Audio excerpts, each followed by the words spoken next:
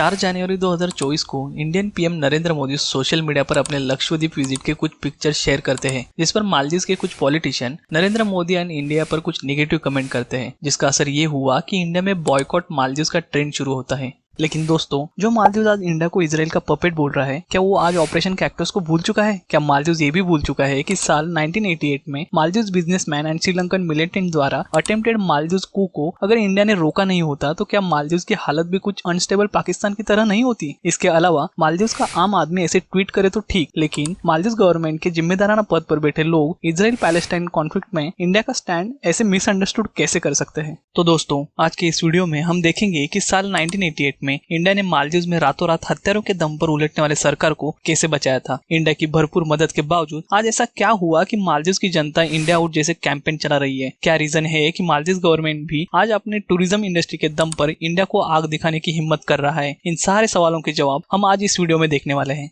So now moving to our story. 3 नवंबर 1988 की रात मालदीव की राजधानी माले की सड़कों पर अचानक भारी गोलीबारी के कारण अफरा तफरी मच जाती है। यही रात थी कि जब मालदीवन राष्ट्रपति अब्दुल गयूम अपनी इंडिया विजिट को निकलने वाले थे, लेकिन इंडियन पीएम राजीव गांधी अपने कुछ इलेक्शन मसले के कारण ये मीटिंग पोस्टपोन करते हैं। Maldivian businessman Abdullah Luthufi and Sri Lankan militant group people liberation organisation of Tamil Eelam यानी प्लोटे, इनका प्लान था कि जब राष्ट्रपति अब्दुल गयूम इंडिया विजिट पर हो तभी रातों रात मालदीव का तख्ता पलट कर दे। लेकिन राष्ट्रपति अब्दुल गयूम की इंडिया विजिट कैंसिल होने के बावजूद लतूफी एंड प्लोटे अपना तख्ता पलट करने का प्लान से पीछे नहीं हटते। इसी रात 80 मिलिटेंट का एक ग्रुप, जिसका नेतृत्व कर रहा था अब्दुल्ला लतूफी, एक ग्रुप 2 फिशिंग बोट का अपहरण कर एक बोट राजधानी माले स्थित प्रेसिडेंशियल हार्बर में तो दूसरी बोट कमर्शियल हार्बर में अपना लंगर डालती है। जिसके बाद ये मिलिटेंट एक एक कर सारे गवर्नमेंट बिल्डिंग को अपने कब्जे में लेना स्टार्ट करते हैं। कुछ ही वक्त में इसकी खबर राष्ट्रपति गयूम तक पहुंच जाती है, लेकिन इस वक्त तक मामला पूरा उलट चुका होता है। लतूफी के नेतृत्व वाला मिलिटेंट ग्रुप माले में प्रेजेंट सारे गवर्नमेंट ऑफिस को ओवरटेक कर मिनिस्टर के घरों पर धावा बोल देता है, जिसके चलते डिप्टी डिफेंस मिनिस्टर राष्ट्रपति गयूम को राष्ट्रपति पैलेस से निकालकर कहीं और सेफ हाउस में भेज देते हैं। इसके बाद राजधानी माले से अपनी रक्षा के लिए इंडिया सहित US, UK, Sri Lanka, Pakistan and Singapore जैसे देशों को कहीं कॉल किए जाते हैं, लेकिन श्रीलंका, पाकिस्तान एंड सिंगापुर अपनी मिलिट्री कैपेबिलिटीज का रीजन देकर इस रिक्वेस्ट को खारिज करते हैं। तो यूएसए मालदीव से 1000 किलोमीटर दूर स्थित अपने डिएगो गार्सिया आइलैंड से पहुंचने के लिए 1 से 2 दिन का वक्त मांगता है और यूके डिस्टेंस के कारण इंडिया से हेल्प मांगने की सलाह देता है। इसी रात कोलकाता से रिटर्न आए प्राइम मिनिस्टर राजीव गांधी की साउथ ब्लॉक में डिफेंस सेक्रेटरी और सेना के कुछ अधिकारियों से बातचीत होती है, जिसमें यह तय होता है कि हिंदुस्तान मालदीव की मदद करने के लिए कुछ ही घंटों में पैरा रेजिमेंट की कुछ टुकड़ियां मालदीव रवाना करेगा। तो इस मिशन के लिए तीनों सेनाओं का सपोर्ट लिया जाएगा। राजधानी माले मिलिटेंट के कब्जे में होने के कारण 398 इंडियन पैराट्रूपर को पास में होने वाले हुलहुले द्वीप पर बने रनवे पर उतारने का तय किया गया, जिसके कारण हुलहुले एटीसी के साथ इंडियन पैराट्रूपर की सेफ लैंडिंग के लिए रनवे की लाइट ब्लिंक कराने जैसे सिग्नल को डिसाइड किया गया। अगर हुलहुले एटीसी सही पासपोर्ट शेयर नहीं करता तो 60 पैराट्रूपर्स को पैराशूट से लैंड करा के हुलहुले एयरपोर्ट को अपने कंट्रोल में लेने की योजना तय की जाती है। सही प्लानिंग एंड एग्जीक्यूशन के साथ इंडियन मिलिट्री मालदीव में लैंड करती है, जिसके बाद मिलिट्री की 3 टुकड़ियां बनाई जाती है, जिसमें से एक टुकड़ी को माले में प्रेसिडेंट एंड मिलिटेंट के कंट्रोल में होने वाले एरियाज को सिक्योर करने की जिम्मेदारी दी जाती है, जिसके हेल्प से और पैराट्रूपर्स को माले में उतारा जा सकता है। तो दूसरी टुकड़ी को प्रेसिडेंशियल जेटी यानी प्रेसिडेंशियल हार्बर को मिलिटेंट से फ्री कराने के लिए भेजा जाता है, जिससे प्रेसिडेंशियल पैलेस पर कंट्रोल किया जा सकता था।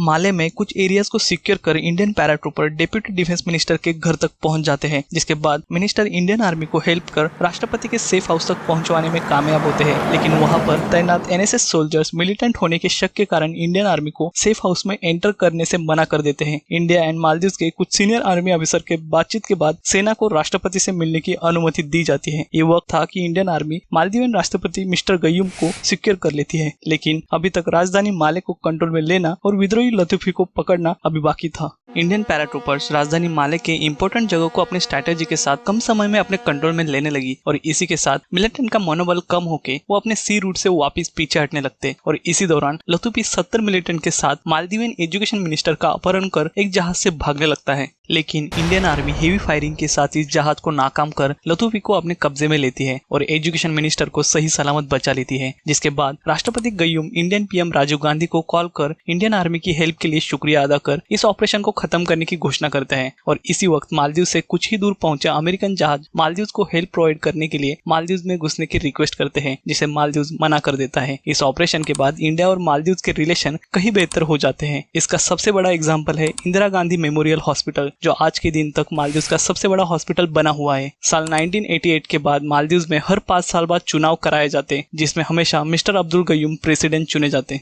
लेकिन इसके बाद आता है साल 2003। 17 अक्टूबर 2003 को हुए चुनाव में मिस्टर अब्दुल गयूम छठी बार मालदीव के प्रेसिडेंट बनते हैं। लेकिन साल 2003 में इस चुनाव के अलावा मालदीव में और एक घटना घटती है, और यही एक छोटी चिंगारी बड़ी आग का रुख लेती है। दरअसल हुआ यूं कि ड्रग्स ऑफेंस में जेल में गए 19 सालाना मालदीवन लड़का इवान नसीम की जेल में एनएसएस सिक्योरिटी द्वारा मारपीट के कारण डेथ होती है। लेकिन इसके कारण माफूशी जेल यानी जहां इवान को रखा गया था वहां अनरेस्ट पैदा होता है, और इसी अनरेस्ट को रोकने के लिए एनएसएस सिक्योरिटी कुछ कड़े कदम उठाती है, जिसके चलते और 3 लोगों की मौत तो 17 लोग इंजर्ड होते हैं। इवान की मौत की न्यूज राजधानी माले में बड़ी तेजी से फैलती है, जिसका असर सिविल अनरेस्ट में दिखता है। तो कुछ एंग्री मॉब गवर्नमेंट की बिल्डिंग्स और व्हीकल को आग लगा देता है। इस इंसिडेंट पर एक्शन लेने के हेतु राष्ट्रपति गयूम 20 सितंबर 2003 को प्रेसिडेंशियल कमीशन को एस्टैब्लिश करते हैं, और आगे इस कमीशन द्वारा सबमिटेड रिपोर्ट पब्लिक की जाती है। लेकिन इसमें से कई सारी डिटेल्स नेशनल सिक्योरिटी का रीजन देके हाइड की जाती है। लेकिन इस इंसिडेंट के बाद मालदीव के लोगों से कई पॉलिटिकल रिफॉर्म की मांग होने लगी, जिसके चलते बड़े कॉन्स्टिट्यूशनल अमेंडमेंट करके मालदीव में पहली बार मल्टीपल पार्टीज को रजिस्टर कर इलेक्शन में कंटेस्ट करने के लिए अलाउ किया जाता है। इस अमेंडमेंट के बाद अब्दुल गयूम की आरडीपी, मालदीवियन डेमोक्रेटिक पार्टी यानी एमडीपी, इस्लामिक डेमोक्रेटिक पार्टी यानी आईडीपी जैसे पार्टीज की शुरुआत होती है। और 2003 के बाद साल 2008 में हुए नेक्स्ट इलेक्शन में एमडीपी के मोहम्मद नशीद मालदीव के प्रेसिडेंट बनते हैं। अब तक की वीडियो से आप मालदीव की पॉलिटिकल जर्नी तो समझ चुके होंगे, लेकिन ये नहीं समझ पाए होंगे कि मालदीव को इतनी फाइनेंशियल एड, तो कोविड टाइम में बड़ी मेडिकल हेल्प और कई तरह का सपोर्ट करने के बावजूद मालदीव में इंडिया आउट जैसे कैंपेन को मालदीवियन जनता द्वारा क्यों सपोर्ट किया जाता रहा है। तो इसका सबसे बड़ा रीजन है मालदीव में बनाया गया पॉलिटिकल नैरेटिव। साल 2008 से 2013 तक मालदीव में एमडीपी पार्टी रूल करती रही, जो हमेशा इंडिया फर्स्ट पॉलिसी को अडॉप्ट करती रही। लेकिन साल 2013 के बाद पीपीएम पार्टी के अब्दुल्ला यामीन मालदीव के न्यू राष्ट्रपति बनते हैं, जिनका हमेशा ज्यादा झुकाव चाइना की तरफ दिखता रहा। लेकिन स्टेट पॉलिसी मेकर्स के दबाव के कारण यामीन भी इंडिया फर्स्ट की पॉलिसी को आगे बढ़ाते रहे। लेकिन अपने कार्यकाल में चाइना से अच्छे संबंध प्रस्थापित कर यामीन चाइनीज इन्वेस्टमेंट को मालदीव के बहुत सारे प्रोजेक्ट में इन्वॉल्व करते हैं। साल 2016 में इंडिया मालदीव को humanitarian assistance and disaster relief operation के लिए 2 ALH यानी एडवांस लाइट हेलीकॉप्टर्स गिफ्ट करता है, जिसके सपोर्ट के लिए कुछ इंडियन सोल्जर्स भी मालदीव में प्रेजेंट होते हैं। साल 2018 तक राष्ट्रपति यामीन पर कई करप्शन के आरोप लगते हैं, जिसके चलते 2018 की इलेक्शन में उनकी डिफीट होकर इंडिया फर्स्ट पॉलिसी को सपोर्ट करने वाले एमडीपी पार्टी के इब्राहिम सोली मालदीव के न्यू राष्ट्रपति बनते हैं। प्रेसिडेंट सोली अपने कार्यकाल में गुड गवर्नेंस के साथ anti corruption and democratic institution build करने का अच्छा काम करते हैं। साल 2018 के बाद इंडिया और मालदीव के रिलेशन भी स्ट्रांग होने लगते हैं, जिसका नतीजा था कि इंडिया मालदीव को अपने डेब्ट क्राइसिस से निकलने के लिए बिलियंस ऑफ मनी कमिट करता है। इसके अलावा इंडिया मालदीव गवर्नमेंट के रिक्वेस्ट पर ही अपने मिलिट्री प्रेजेंस से मालदीव को मैरीटाइम सिक्योरिटी भी प्रोवाइड करने लगता। तो कुछ मालदीव रिपोर्ट के अनुसार इसी गुड रिलेशन के कारण इंडियन ऑफिशियल्स भी अपने नॉर्मल डिप्लोमेटिक प्रोटोकॉल से आगे जाके गवर्नमेंट डीलिंग में भाग लेते। इसका असर ये हुआ कि मालदीव जनता सोली गवर्नमेंट एंड इंडियन मिलिट्री के ज्यादा इन्वॉल्वमेंट को शक के नजर से देखने लगी,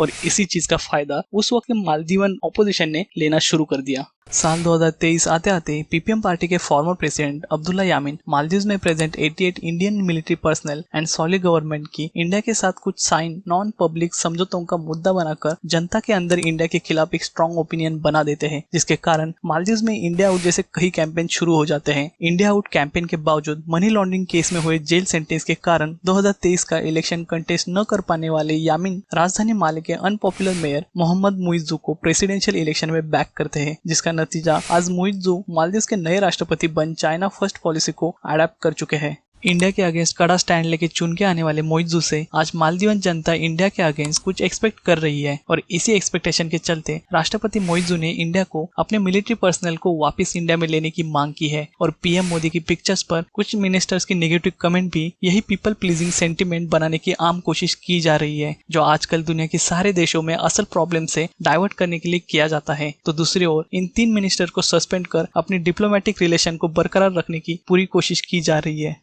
तो दोस्तों आज के लिए इस वीडियो में बस इतना ही। अगर आपको ये वीडियो पसंद आई हो तो please like, subscribe and share this video and stay tuned for next video.